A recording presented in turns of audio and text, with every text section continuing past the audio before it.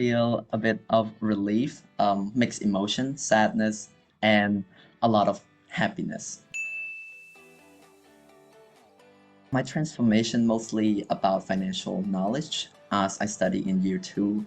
It's just the beginning. None of this really makes sense for me, but I do a lot of tasks and assignment. I feel really complex about it, and I learn a lot about it. And for this report final presentation, I feel like a professional financial analyst, which present to shareholders. My senior, he won the local CFA competition in Cambodia, and he recommended to me. I joined it because I love financial analysis. I want to be become financial analyst.